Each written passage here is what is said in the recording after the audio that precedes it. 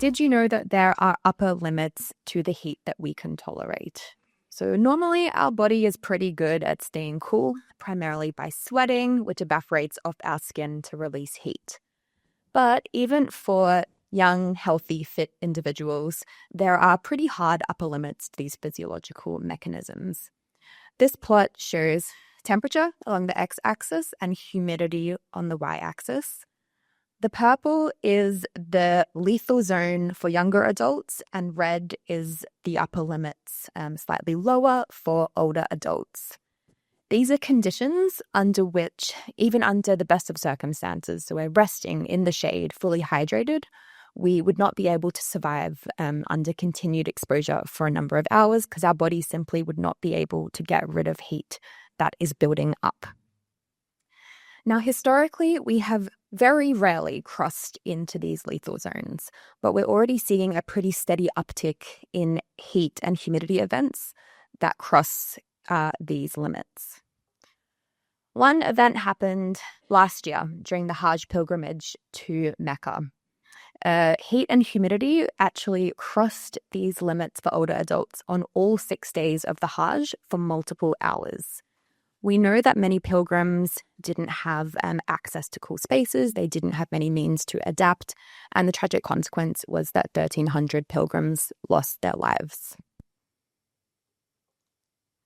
Now, here in Singapore, we certainly, and in Southeast Asia, we don't experience that kind of extreme heat that we see across the Middle East and across continental Asia.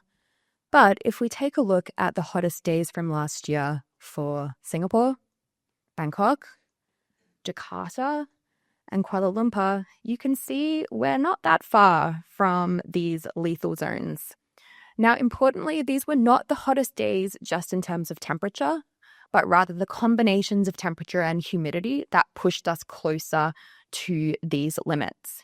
So you can see that actually the temperatures were pretty low, 30, 32, 33 degrees, but paired with high humidity, these conditions become quite dangerous. Not only are we contending with humidity, but we're also contending with the urban heat island, which can add another few degrees on top of background warming.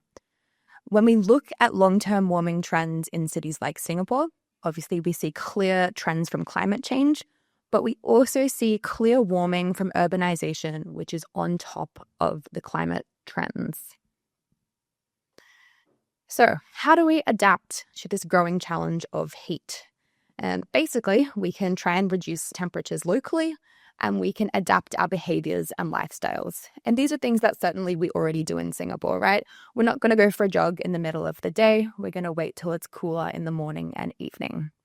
But let me share some examples of what has proven to be effective in terms of reducing temperatures locally.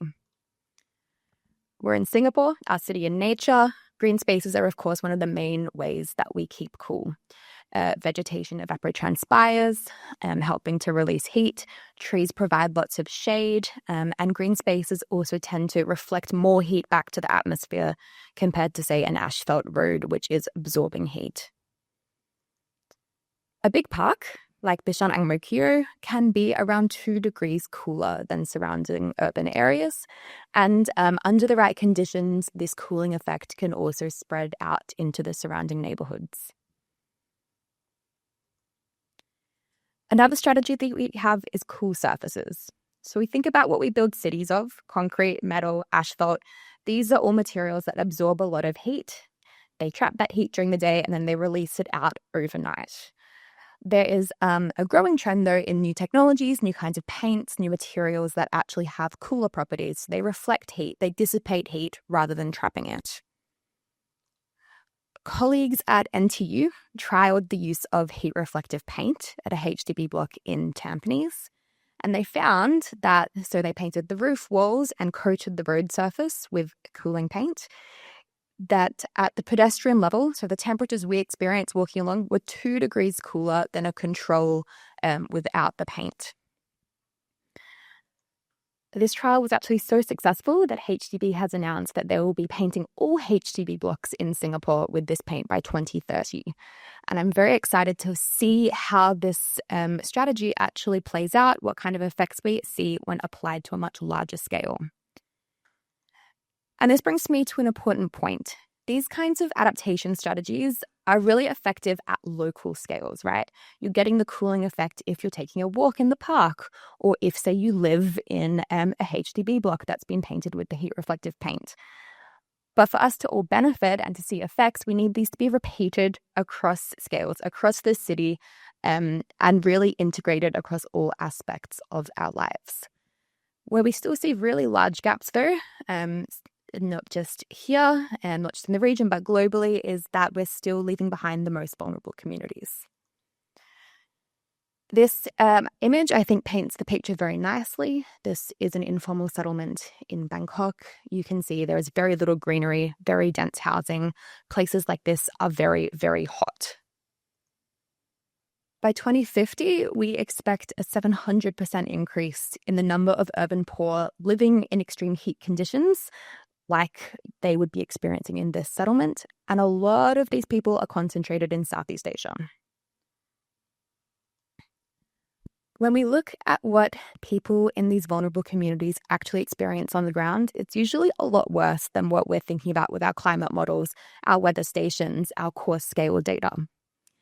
For example, we measured the heat that people actually experience in their homes in a low-income community just across the border in Malacca, and we found that it's 3 degrees warmer in their homes overnight compared to what we measure at the weather station. Similar results for informal settlements in Indonesia. They tend to be 1 to 2 degrees warmer than what we would have otherwise measured at the nearest weather station. And these results tend to hold true across cities, across different kinds of settlements. It is much hotter on the ground than it is than what we measure with our climate models, our climate metrics. This means that our most vulnerable communities are likely experiencing even worse, right? They're pushing even closer to these dangerous limits than what we're sort of thinking about at coarser scales. So, a more positive outlook. One, I think, positive trend that we're seeing is the success and rise of community-centered adaptation projects. This is an example of a collaboration we have with the Malacca City Council and the Resilient Cities Network, really centering communities and lived experiences in adaptation projects. Of course, the success of these projects is down to the community engagement, the collaboration, the multidisciplinary nature. And as academics, it's incredibly important that we contribute to these sorts of projects to, firstly, provide this local scale data that actually reflects what people are experiencing and the true risks on the ground. This data can then inform heat awareness and education strategies. And what should be number 3, I think, is the key one, is really providing the evidence of what works and where it works.